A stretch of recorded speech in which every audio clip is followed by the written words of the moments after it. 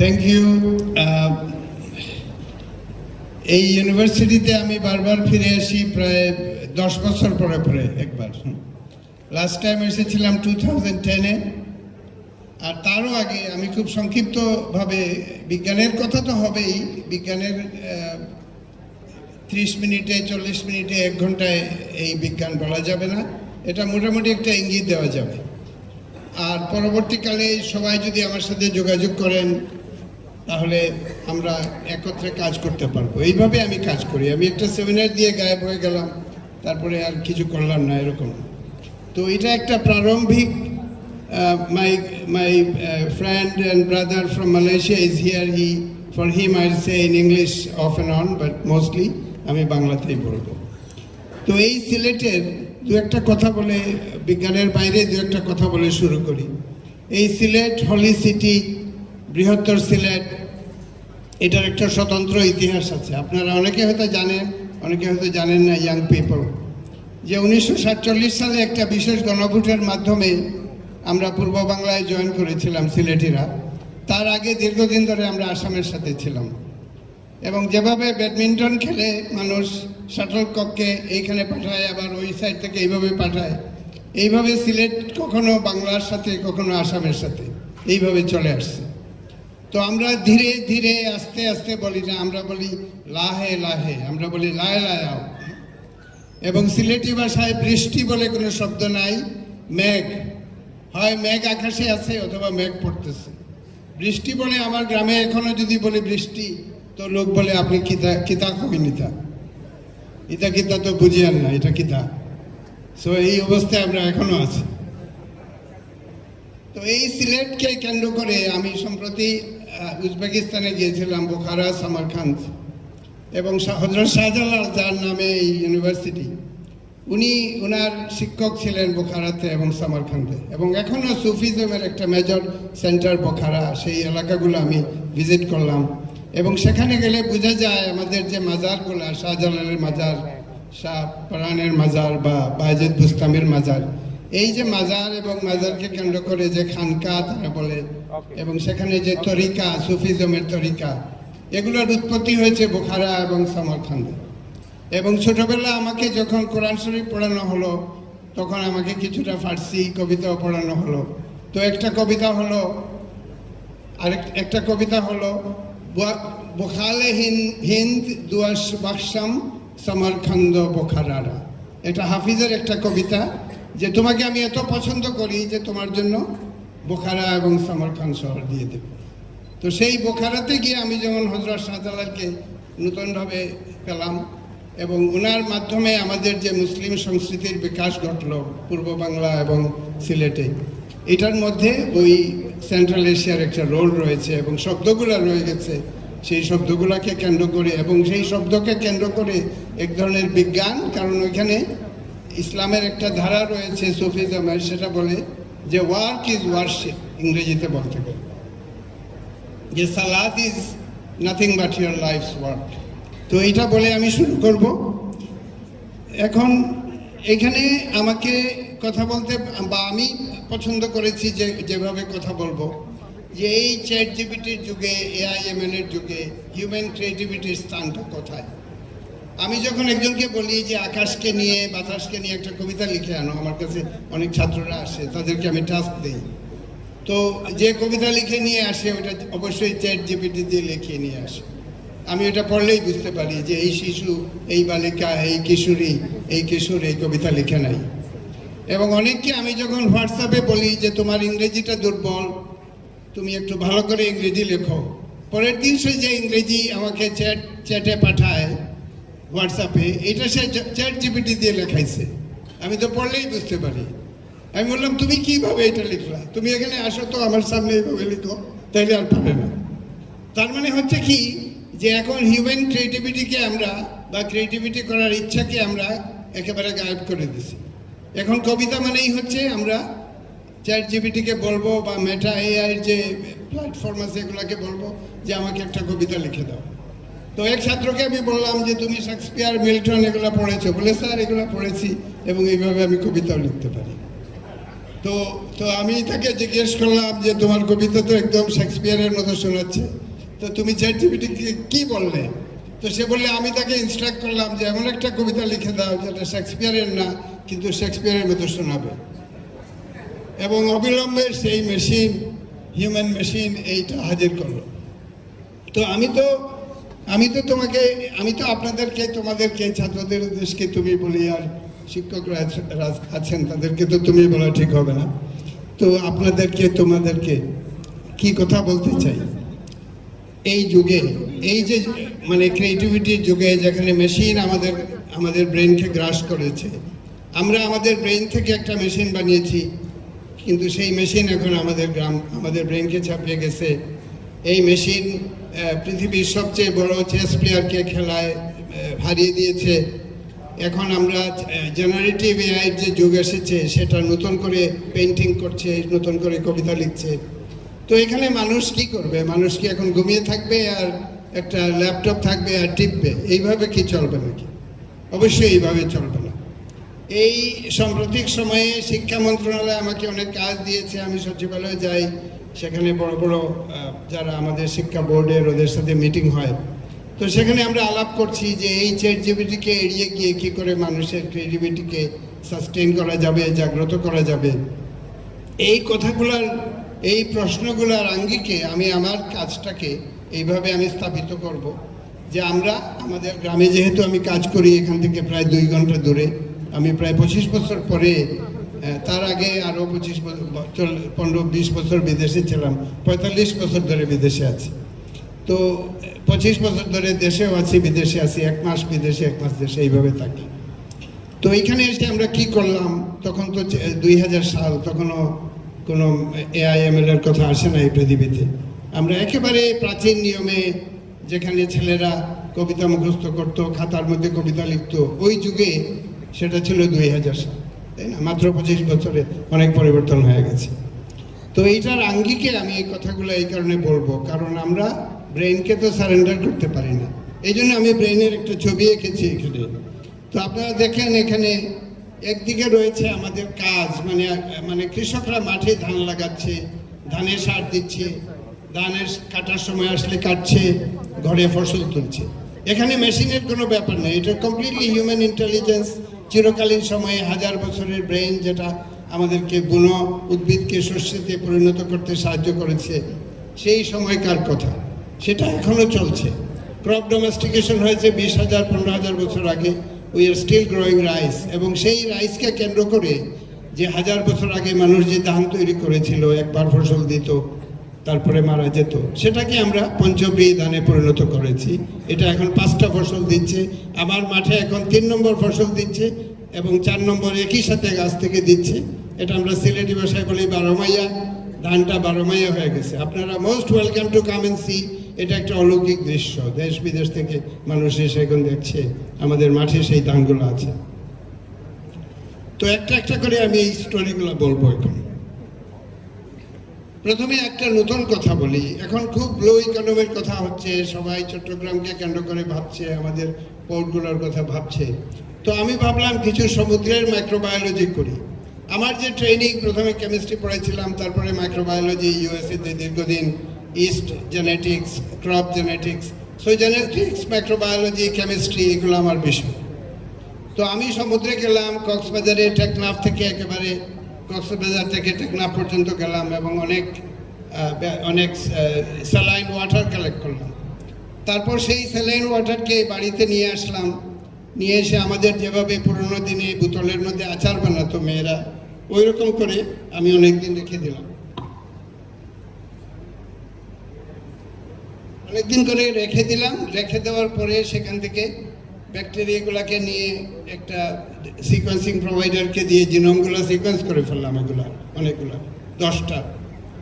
তারপরে আমার একটা গ্রুপ আছে সান ফ্রান্সিসকোতে, তাদের কাছে পাঠালাম জিনোম সিকোয়েন্সগুলো, বললাম যে এগুলোর মধ্যে কি আছে একটু বলো। তো আমরা এক ধরনের নতুন মাইক্রোবায়োলজি করছি, ইজি মাইক্রোবায়োলজি। সেটা হচ্ছে আপনি যে কোনো জায়গা থেকে একটা ব্যাকটেরিয়া আইসোলেট করবেন, এটাকে পিউরিফাই করবেন, তারপর এটাকে সিকোয়েন্স করে ফেলবেন। আমাদের দেশে করা যাচ্ছে, বা অনেকে কোরিয়া, চায়নাতে পাঠাচ্ছে। দেন আপনি ওই প্রাইমারি সিকোয়েন্সটা আপনার একজন পণ্ডিত, এই দেশে এত ভালো পণ্ডিত এখনো নাই বায়োইনফরমেটিক্সে, যদিও সবাই বলে আছে, কিন্তু আমার একটা পাওয়ারফুল গ্রুপ আছে সান ফ্রান্সিসকোতে, ওদের পাঠালাম। পাঠিয়ে বললাম যে এই সিকোয়েন্সটাকে তুমি এখন প্রথমে ট্রান্সক্রাইব করো, ট্রান্সলেট করো, প্রত্যেকটা প্রোটিনের সিকোয়েন্স স্ট্রাকচার বের করো। এগুলো সব কিছু 10 মিনিটের মধ্যে 5 মিনিটের মধ্যে করা যায়। আমাদের সুপার কম্পিউটারগুলোতে অ্যাক্সেস আছে, সিয়াটেলে সুপার কম্পিউটার আছে, সান ফ্রান্সিসকোতে আছে। তো সেই পদ্ধতির মাধ্যমে আমি জিজ্ঞেস করলাম যে এই যে ব্যাকটেরিয়াগুলো আমি আইসোলেট করলাম এবং গ্রামে আইসোলেট করলাম, এগুলা কি করতে পারে, বিশেষ করে এটার মধ্যে কি ইন্ডোলেস কি কোনো হরমোন আছে কিনা, মানে deep diving to understand their capability of making small molecule. মানে এক লাফে আমরা একদম বায়োইনফরমেটিক্স ছাড়িয়ে একদম কম্পিউটেশনাল বায়োলজিতে চলে গেলাম অতি দ্রুত। তো এখানে আমি রেজাল্টগুলো দেখাচ্ছি। এই ব্যাকটেরিয়াগুলো অনেক কিছু করতে পারে, এটা এক ধরনের বায়ো কন্ট্রোল এজেন্ট হিসাবে ব্যবহার করা যেতে পারে, এগুলা প্লান্টের ফার্টিলাইজার হতে পারে, সব কিছু। এগুলোর নাড়ির খবর, এই যে বায়ো কন্ট্রোল এজেন্ট, এগুলোর নাড়ির খবর আমরা করলাম কিভাবে? আমরা কোনো ল্যাবরেটরি বিজ্ঞান করলাম না, আমরা শুধুমাত্র ব্যাকটেরিয়া আইসোলেট করলাম। তারপরে আমরা এমন একটা জায়গায় চলে গেলাম যেটাকে এখন বলে ইন সিলিকো, মানে এই ডিএনএ সিকোয়েন্সগুলোকে মেশিন রিড করবে। এখন আমরা AIML এ চলে আসছি না, আমরা খারাপ কাজে AIML কে ব্যবহার করছি না। আমরা রবীন্দ্রনাথের কবিতার নকল করছি না AIML দিয়ে, শেক্সপিয়ারের কবিতা নকল করছি না। আমরা প্রাইমারি সিকোয়েন্সকে ইন্টেলিজেন্টলি একটা মিনিংফুল জায়গায় নিয়ে যাচ্ছি শুধুমাত্র কম্পিউটেশনাল বায়োলজির মাধ্যমে। কারণ অনেস্টলি আমার গ্রামে এই ল্যাবরেটরি করার টাকা আমার নাই, কোটি কোটি টাকা আমার নাই, কিন্তু 1-2 লাখ টাকা খরচ করে এই বায়োলজিটা আমি করতে পারছি এই সময়ে। সেই যুগটা এসে গেছে, এটা ভালো সময়। তো বিভিন্ন বায়োকন্ট্রোল এজেন্ট আমাকে মেশিন বলে দিচ্ছে যে তোমার এই ব্যাকটেরিয়া ভালো বায়োকন্ট্রোল এজেন্ট হবে। তারপরে আমি এখানে বিভিন্ন অর্গানাইজেশনের সাথে, বা আপনারা যদি ইন্টারেস্টেড হন ছাত্ররা, আমরা অ্যাকচুয়াল এক্সপেরিমেন্ট করলাম যে এটা আসলে বায়োকন্ট্রোল এজেন্ট কিনা। কিন্তু প্রথমে এটার নাড়ির খবর আমরা এমনি জেনে গেলাম। অনেক কিছু, ব্রাসিনাস স্টেরয়েড লাইক পাথওয়ে, একটা পাওয়ারফুল প্লান্ট হরমোন হচ্ছে ব্রাসিনাস স্টেরয়েড, এটা করতে পারে কিনা। Brassinosteroid pathway, major facilitator protein, এগুলা মেটালকে, এই যে এখানে ভাই বললেন জিঙ্কের কথা, তো জিঙ্ক হিউম্যান বডিতে যাবে কি যাবে না, এটা একটা মেজর রোল প্লে করে পেটে কি ব্যাকটেরিয়া আছে। এবং এই জন্য অ্যান্টিবায়োটিক খাওয়ার পরে জিঙ্কের সমস্যা দেখা দেয়, বিকজ সব ব্যাকটেরিয়াগুলোকে পাইকারিভাবে অ্যান্টিবায়োটিক মেরে ফেলে। একটা সয়েলে জিঙ্ক যদি থাকে, সেই জিঙ্ক রাইস প্লান্টে যাবে না, নট নেসেসারিলি। কেন যাবে আমরা ডিটেলস জানি না। এই যে bio availability of zinc in the rice grain is a major area of research. তো চায়নাতে আমাকে ডেকেছিল কিছু রিসার্চ প্রপোজাল পড়ার জন্য এক সময়। তো ওইখানে দেখলাম তারা স্যাটেলাইট ডাটা থেকে মেশিন লার্নিং ইউজ করে ওরা দেখছে যে সয়েলে যখন আয়রন থাকে, সয়েলে যখন মোলিবডেনাম থাকে, অ্যালুমিনিয়াম থাকে, তখন জিঙ্কটা গ্রেইনের মধ্যে যায় বা কখনো যায় না। এটা হিউম্যান ইন্টেলিজেন্স বের করতে পারে না। এটার জন্য স্যাটেলাইট ডাটা, ঠিক যেভাবে আমরা ডিএনএ সিকোয়েন্স আমরা মেশিনের মাধ্যমে মিনিংফুল করছি, ঠিক সেইভাবে জিওস্পেশাল স্যাটেলাইট ডাটা ক্রপল্যান্ডের ব্যবহার করে, মেশিন লার্নিং ইউজ করে, AIML ইউজ করে, random forest program, neural network, অনেক কিছু আছে, অনেক ম্যাথমেটিক্স আছে। এগুলো ব্যবহার করে প্রেডিক্ট করা যেতে পারে with the help of super computer যে ঠিক কোন জায়গায় জিঙ্কটা গ্রেইনে যাবে। এরকম একটা প্রজেক্টে চাইনিজদের সাথে আমি একসময় ইনভলভ ছিলাম। এবং আমার এইটা বারবার মনে পড়ছিল যখন আমার প্রিভিয়াস স্পিকার খুব সুন্দর একটা বক্তৃতা দিলেন জিঙ্কের উপরে। এবং আমার এরিয়াটা হচ্ছে যে how can zinc become bio available, in which crop it can become most bioavailable. GMO কে এড়িয়ে গিয়ে, GMO নিয়ে এখনো সমস্যা আছে। এই কারণে যে সোসাইটি 100% এটা অ্যাকসেপ্ট করছে। কাজে আমি GMO কিছু করি না। আমি অনেক GMO আমেরিকায় করেছি, কনস্ট্রাক্ট বানিয়েছি, কোম্পানিগুলোর জন্য ট্রান্সজেনিক কটন বানিয়ে দিয়েছি, মেইজ ভুট্টা বানিয়ে দিয়েছি, এগুলো একসময় অনেক করেছি, নিজের চাকরির জন্য, টাকার জন্য করেছি। কিন্তু নিজেই যখন এসে গ্রামে বিজ্ঞান শুরু করেছি, বা এখন যে বিজ্ঞান আমি করি সেটা আমি কনভেনশনাল ব্রিডিংয়ের মাধ্যমে করি। আমি GMOটা এড়িয়ে চলি, কারণ তখন GMO যে আমি করি এটাই নিউজ হয়ে যাবে, সব লোক এসে অ্যান্টি GMO আমার উপর ঝাঁপায় পড়বে, বলে উনি দেখো GMO করতেছে, এগুলো করছে। তো ওই কনফ্লিক্ট আর আমার দরকার নাই এখন। তো কামিং ব্যাক, কিন্তু আপনি একটা ডিএনএ সিকোয়েন্স করবেন, এটাকে আপনি বায়োইনফরমেটিক্স করবেন, আপনি সব program random forest neural network use করবেন, আপনি সিয়াটেলের সুপার কম্পিউটারে কিছু টাকা দিয়ে ওইখানে ব্যাচ প্রসেসিংয়ে 100টা জিনোমকে আপনি 2 দিনের মধ্যে পুরা স্ট্রাকচার ডিটারমিন করবেন। এটা করা যাচ্ছে এই মুহূর্তে। এটা আমি ছাত্রদের সাথে এখানে করতে চাই, এই গ্রামে বসে এটা করা যায়। এটা করার জন্য বড় ল্যাব করতে হয় না। তো এইখানে ক্যাক পাথওয়েতে এই সমস্ত অর্গানিজম আমার যেটা 10টা ছিল সব এখানে বলে দিছি যে এটা কি কম্পিটেন্স আছে, কি আছে। কারণ এখানে জিলিয়ন্স এন্ড জিলিয়ন্স অফ ডাটার মাধ্যমে এই মেশিনগুলো সমৃদ্ধ হয়েছে। এই দেশে কোনো পণ্ডিত নাই যেটা এই 10টা সিকোয়েন্স পড়ে কিছু বলতে পারবে।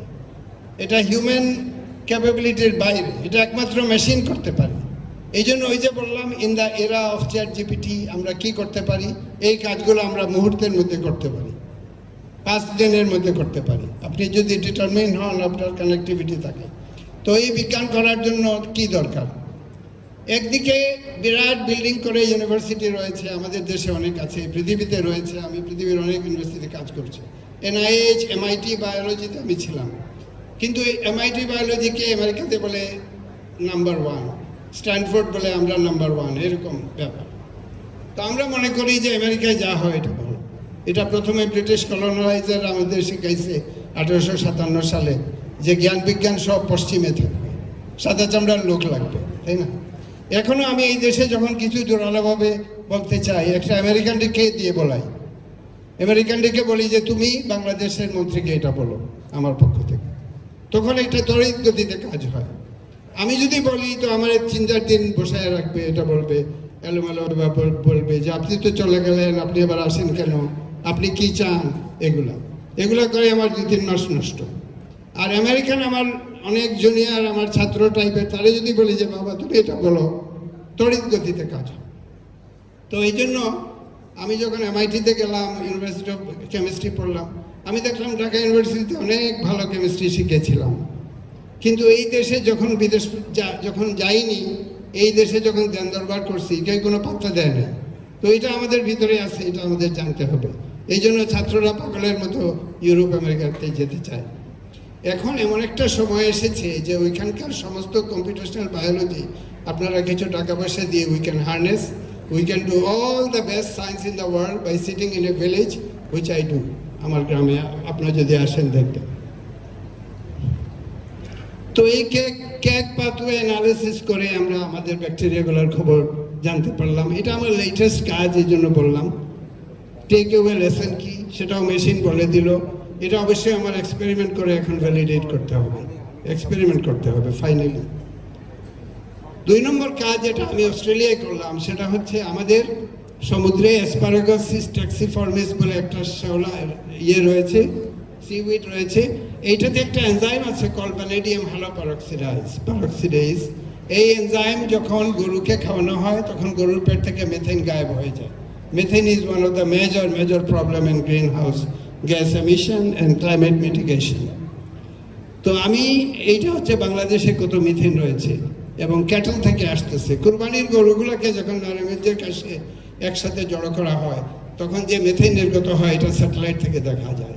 এবং সেন্টিনেল-5 বলে একটা ট্রপোমি স্যাটেলাইট রয়েছে, সেটা আমরা ব্যবহার করে কোথা থেকে মিথেন আসে আমরা দেখতে পাই। যেখানে গরুর কংগ্রেগেট করে সেখান থেকে মিথেন নির্গত হয়। And methane, because of methane পৃথিবীটা এত গরম হয়ে যাচ্ছে এবং সব জায়গায় আগুন লাগতেছে। তো আমাদের দেশের মিথেন দেখেন এই যে ব্লিঙ্ক করতেছে। চিটাগং হিল ট্র্যাক্স খুব ভালো, তারা তাদের ভালো, তাদের কোনো মিথেন নাই। কিন্তু ঢাকাটা দেখেন একটা হৃৎপিণ্ডের মতো দগদগ করতেছে, বাংলাদেশের লাল, বিকজ মিথেন নির্গত হচ্ছে। আমাদের সমস্ত আমাদের যত আবর্জনা রয়েছে, নারায়ণগঞ্জে ট্যানারি রয়েছে, এগুলো থেকে মিথেন নির্গত হচ্ছে। সিলেটের উপরে আমরা এসে দেখলাম যে টিপিক্যাল জায়গা সিলেট টাউন, এখান থেকে মিথেন নির্গত হচ্ছে, কিন্তু গ্রামে কোনো মিথেন নেই। তো পুরো বাংলাদেশের মিথেন সিগনেচার আমরা পেলাম। অস্ট্রেলিয়ানদের সাহায্য নিয়ে আমি একটা ফাঙ্গি আইসোলেট করলাম অ্যাটমসফিয়ার থেকে, যেটা খাওয়ালে সব মিথেন গায়েব হয়ে যায়। এবং এন্টারিক মিথেন যেটা আমাদের দেশগুলোর, সেটা মিটিগেট করার একটা প্যাটেন্ট আমার রয়েছে, নাম্বার অফ প্যাটেন্ট, সেটা আমি অস্ট্রেলিয়ানদের সামনে করেছি, সাহায্য করেছি, কিন্তু কারণ এই দেশে যখন আমি এটা ক্যানভাস করলাম কেউ আমাকে কোনো সাহায্য করে নাই। এই টাইপের কথা আমি বেশি বেশি বলতে চাই না। তবে পাইকারিভাবে আপনি মনে করেন যে একজন আসবে, আমার মতো একজন বিদেশ চলে গেছে, সে আসবে, সেক্রেটারি যাবে, সচিবদের কাছে যাবে, মন্ত্রীদের কাছে যাবে, এবং 3 মাস পরে সে কনক্লুড করবে কিছুই হবে না, সে আবার চলে যাবে। এটা মোটামুটি তার চিত্র। হ্যাঁ, এটার অন্যতা হলে আমি আলাদা করে বলবো, এটা আর বলবো না, কিন্তু জানিয়ে রাখলাম this is how things work in this country. এই জন্য আমাদেরকে আবার গিয়ে ওই যে দেশ থেকে চলে আসতে চাচ্ছি ওই দেশে আবার গিয়ে কথা বলতে হলো। তো অস্ট্রেলিয়ানরা আমার কথা শুনলো, জিনিসটা হলো, হয়ে যাওয়ার পরে আমি আবার এসে একটা প্রেস কনফারেন্স করলাম। লাইফ স্টকের মিনিস্টার ফরিদা আক্তার, ফারাদ মাজার, ফারাদ ভাইয়ের সাথে একসাথে আমরা আগে ছিলাম, দীর্ঘদিন ধরে তাদেরকে চিনি। ওনাকে বললাম, উনি লাইফ স্টকের অ্যাডভাইজার, উনিও শুনলো, লাইফ স্টকের লোকজন নিয়ে আসলো, কিন্তু কিছু হলো না, তেমন কিছু হলো না। এই টেকনোলজিটা এখনো অ্যাভেলেবল, এখনো বাংলাদেশ এটা করতে পারে। এখন আমি চলে আসি আমার আরেকটা কাজে খুব দ্রুত। অনেক বছর আগে আমি একটা কাজ করেছিলাম আমেরিকাতে, যে একটা রাইসের একটা শস্যের, তখনও রাইস হয় নাই, এটা পলেন লাগবে কেন, মানে একটা বীজের জন্য পিতা লাগবে কেন, এই প্রশ্নটা আমি করলাম। এবং ওই ফিমেলটাকে হেভিলি মিউটেজেনাইজ করলাম, করে I demanded seed when there is no pollen. এটা 1996-এ proceeding for national academy of science ইউএসএতে পাবলিশ হয়েছিল। আমরা বললাম ফার্টিলাইজেশন ইন্ডিপেন্ডেন্ট সিড, যে সিডে পিতার দরকার হয় না। তো সেটা জিনগুলো আমরা আইডেন্টিফাই করলাম, এটা একটা এপিজেনেটিক প্রসেস। এবং দীর্ঘদিন পরে, প্রায় 25 বছর পরে আমরা এটা রাইসে করলাম, এবং that was the cover story of in nature, যে এই যে শিশুটা, এই মানে রাইস শিশু, এটার কোনো পিতা নাই, এটা coming out of the body of the mother. তো এটা আরেকটা বিজ্ঞান, যেটাকে অ্যাপোমিক্সিস বলে, যে যেখানে পলেন ছাড়া শস্যের উৎপাদন হবে। এটা চাইনিজরা, আমার চাইনিজ সহকর্মীদের সাথে মিলে আমি করছি। এখন ক্রপ প্রোডাক্টিভিটি, আবার মেশিন লার্নিং, এআই, এগুলোতে চলে আসি। আরেকটা বিগ এরিয়া, একটা হচ্ছে সমস্ত সিকোয়েন্সকে মিনিংফুল করা, বায়োইনফরমেটিক্স করা, কম্পিউটেশনাল বায়োলজি করা। আরেকটা হচ্ছে স্যাটেলাইট থেকে যে ধান গাছগুলো হচ্ছে, যেমন এখন আমন ধান গ্রিন আছে, এখনো পাকে নাই, স্যাটেলাইট থেকে দেখে আমরা বলতে পারি কোথায় ভালো ফসল হবে না। এবং এই যে গ্রিননেসের যে এনডিভিআই বলে, এই গ্রিননেসের ইন্ডেক্স থেকে যে ক্রপের প্রেডিক্ট করা, এটা বড় মেশিন লাগবে, এআইএমএল লাগবে, চ্যাটজিপিটি টাইপের জেনারেটিভ এআই লাগবে। এগুলোর মাধ্যমে আমরা করছি, আমাদের গ্রাম থেকেই করছি। আমাদের কলিগ রয়েছে, তামিদ আমার সাথে আছে এখানে, আপনারা ছাত্ররা বা শিক্ষকরা যারাই চান আমাদের সাথে কোলাবোরেট করতে, আমরা ফিল্ড ডাটা থেকে আমরা ক্রপ প্রেডিকশন করতে পারি। এই টেকনোলজিটা আমরা রপ্ত করেছি। এবং আমাদের এলাকাতে, এটা আমাদের হাজিপুর ইউনিয়ন, কোথায় বুড়ো ফসল হয়, কোথায় হয় না, হিস্টোরিক ডাটা থেকে আমরা স্যাটেলাইট বেসড এগ্রিকালচার করছি।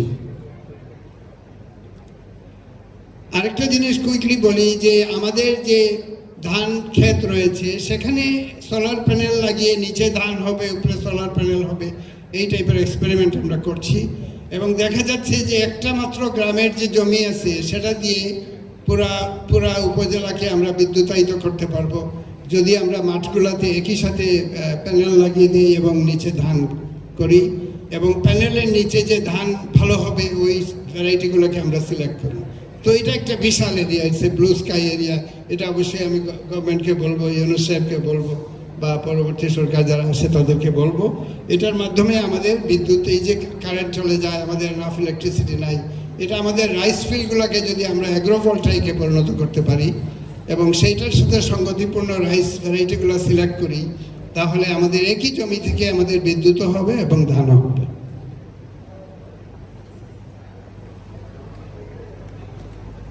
এখন আমি জাস্ট কুইকলি একটু বলবো যে আমাদের আরেকটা কোম্পানি জিনোফ্যাক্সের কথা বলা হয়েছে, সেটা গাট মাইক্রোবায়োম। তো এটা মুদ্রা কথা হলো, আমরা স্টুল স্যাম্পল থেকে ডিএনএ আইসোলেট করে আমরা বলতে পারি যে একটা শিশু যদি হয় তার কি ডায়াবেটিস হবে নাকি হার্ট ডিজিজ হবে।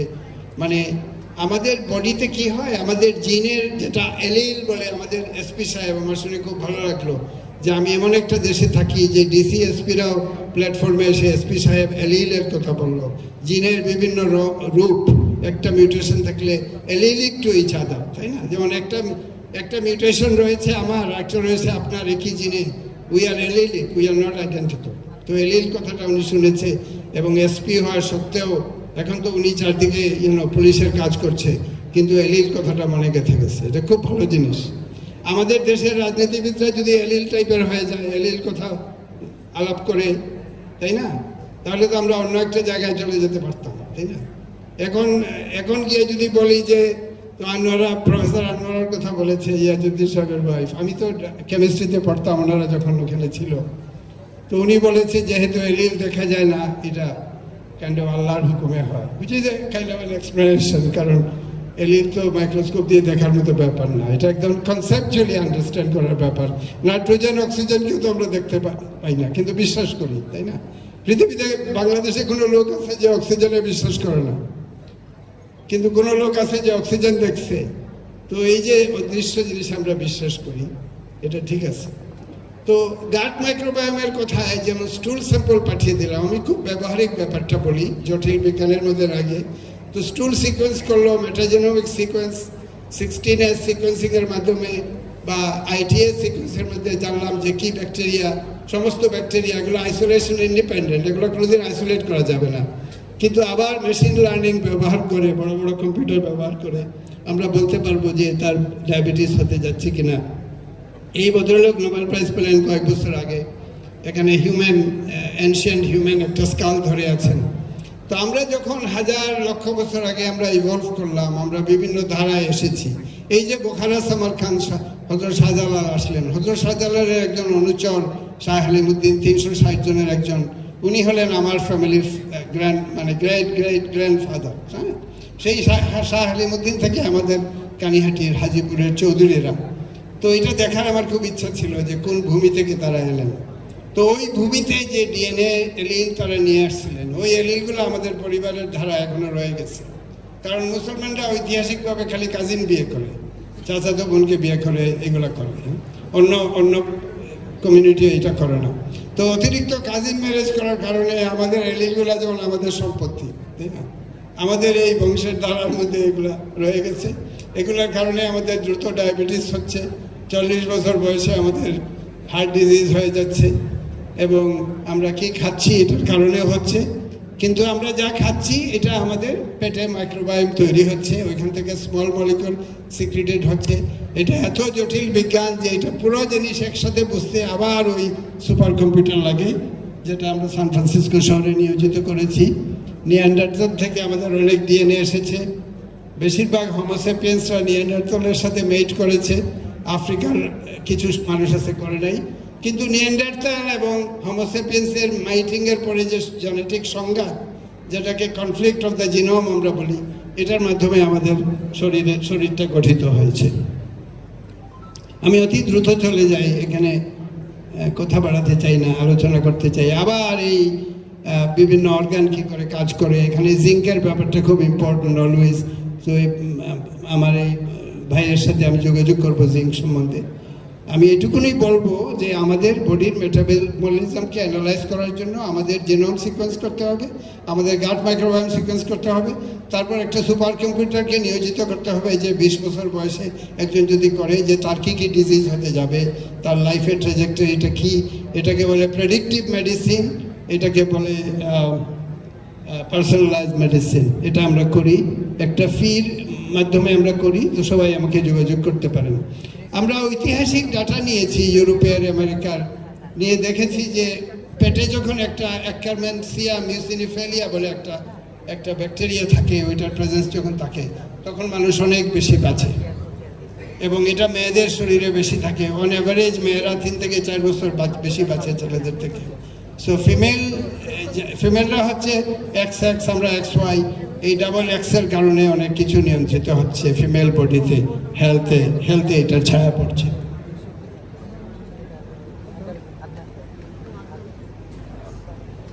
তো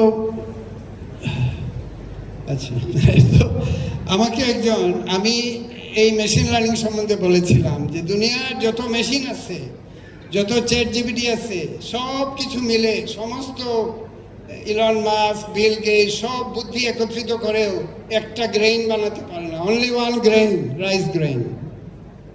করতে পারে না। অনেক ঘোষণা দিচ্ছে, মার্সে চলে যাবে, মঙ্গল গ্রহে যাবে, জুপিটারে যাবে, কোথায় যাবে, তাই না? অসংখ্য বোমা ফেলতেছে একে অপরের উপরে, হিউম্যান রাইটসের এটা হলো স্টোরি, কিন্তু একটা গ্রেইনও বানাতে পারে না।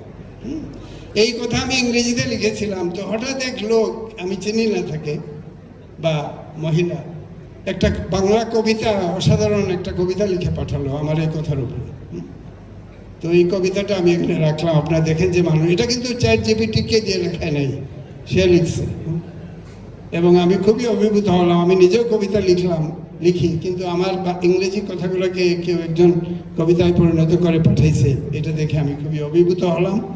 এবং এটার টাইটেল সে দিয়েছে উদ্ভিদের কাছে ফিরে যায়, মানে বেঁচে থাকার জন্য উদ্ভিদের কাছে গিয়ে শস্য প্রার্থনা করতে হবে, শস্য চাইতে হবে, তখনই আপনি বেঁচে থাকবেন। এই কথা বলে আমি শেষ করি। ধন্যবাদ।